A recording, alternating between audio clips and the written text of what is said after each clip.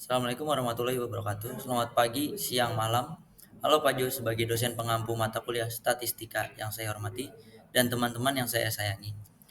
Di sini kami membahas tentang confidence sampling. Izinkan saya memperkenalkan diri. Nama saya Wisnu Alvin Purboyo, lalu teman saya Fajar Suryatama dan Nikmah Hayati.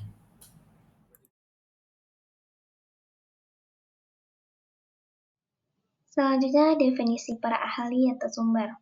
Yang pertama, menurut UMA Sekarang 2013, confidence sampling adalah cara pengambilan sampel dengan cara mengambil responden yang paling mudah diakses, kemudian dipilih sebagai subjek.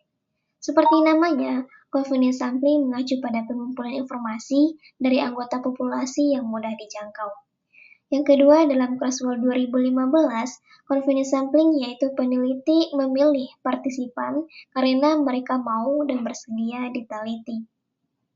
Yang ketiga, Sugiono 2018 mendefinisikan confidence sampling sebagai pengambilan sampel berdasarkan siapa saja yang secara kebetulan bertemu dan cocok sebagai sumber data dengan peneliti.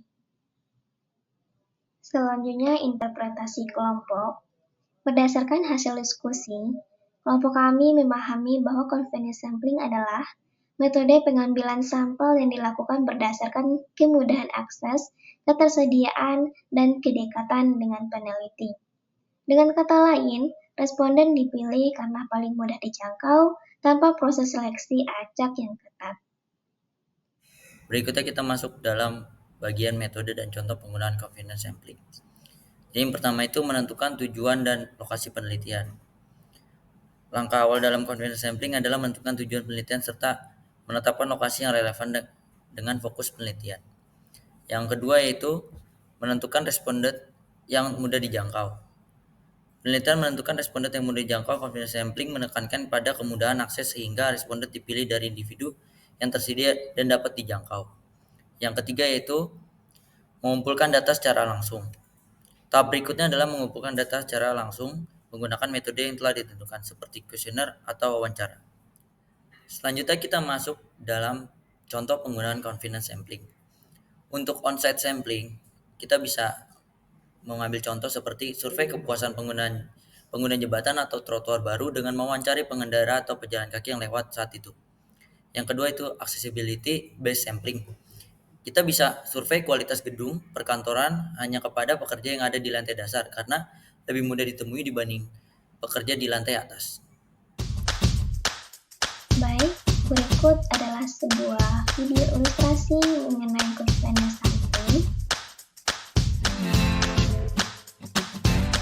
Jadi di sini kami akan memberikan beberapa contoh, namun untuk video kali ini hanya satu contoh saja, yaitu di sebuah kedai kopi.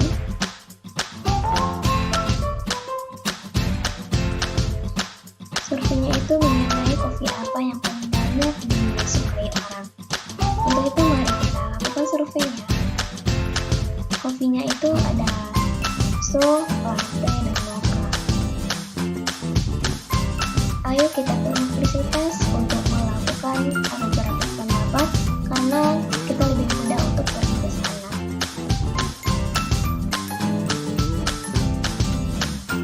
Nah, berikut adalah hasil survei mahasiswa tersebut. Selanjutnya penerapan confidence sampling pada jurnal teknik sipil. Berikut adalah jurnal dari teknik sipil yang menggunakan metode confidence sampling, yaitu pengaruh perawatan prasarana, sarana, dan utilitas terhadap kepuasan penghuni pada kawasan perumahan di Surabaya, yang ditulis oleh Timothy Chin Kwanda dan Diki Freddy Wijaya dari Universitas Kristen Petra Surabaya. Selanjutnya, mengapa jurnal tersebut bisa dianggap convenient sampling? Karena responden yang dipilih merupakan penghuni perumahan yang mudah dijangkau dan bersedia mengisi kuesioner. Meskipun disebut purposive sampling, pada praktiknya responden ditentukan dari kriteria sederhana, yaitu sudah tinggal minimal 1 tahun dan perumahan memiliki badan pengelola lingkungan atau BPL, sehingga tidak mewakili seluruh penghuni perumahan di Surabaya. Selain itu, jumlah responden hanya sekitar 100 orang yang diperoleh sesuai ketersediaan di lapangan, yang menunjukkan bahwa sampel lebih menekankan pada kemudahan pengumpulan data daripada representativitas yang luas. Di sini ada kelebihan dari confidence sampling. Yang pertama itu ada biaya yang rendah dan penghematan waktu. Confidence sampling itu adalah pengambilan sampel yang paling praktis. Pengambilan sampel secara praktik biasanya berbiaya rendah dan mudah serta subjeknya mudah diperoleh. Yang kedua itu ada kenyamanan dalam pelaksanaannya. Teknik ini sangat mudah dalam pelaksanaannya karena peneliti hanya memilih peserta yang sudah tersedia dengan mudah. Yang ketiga itu ada mengatasi keterbatasan penelitian. Metode ini dapat membantu mengatasi banyak keterbatasan yang terkait dengan penelitian. Selanjutnya itu ada kekurangan. Yang pertama itu ada bias seleksi. Kekurangan utama dari convenience sampling adalah adanya bias seleksi karena sampel dipilih berdasarkan kemudahan ketersediaan. Hal ini dapat menyebabkan sampel tidak representatif terhadap populasi yang lebih luas. Yang kedua itu ada tidak representatif. Sampel yang dihasilkan dari metode ini mungkin tidak mewakili populasi yang lebih luas. Hal ini membuat sulit untuk mengidentifikasi dari populasi mana sampel itu berasal. Yang ketiga itu ada tidak cocok untuk generalisasi. Karena sifatnya tidak acak, confidence sampling tidak direkomendasikan untuk penelitian deskriptif atau kausal yang mengharapkan generalisasi hasil. Hal ini melemahkan kemampuan Anda untuk membuat generalisasi dari sampel Anda ke populasi yang diteliti. Jadi kesimpulannya itu, confidence sampling adalah metode pengambilan sampel yang dilakukan berdasarkan kemudahan akses, ketersediaan, dan kedekatan dengan peneliti. Responden dipilih bukan melalui proses acak yang ketat, melainkan berdasarkan siapa saja yang paling mudah dijangkau. Teknik ini memiliki kelebihan berupa biaya rendah, hemat waktu, praktis, serta mudah dilaksanakan. Namun kelemahan utamanya adalah adanya bias seleksi, kurang representatif, dan tidak cocok untuk generalisasi hasil penelitian. Dengan demikian, confidence sampling lebih tepat digunakan untuk penelitian eksploratif atau studi awal, tetapi kurang ideal untuk penelitian yang membutuhkan hasil representatif bagi seluruh populasi. Berikut beberapa referensi mengenai confidence sampling.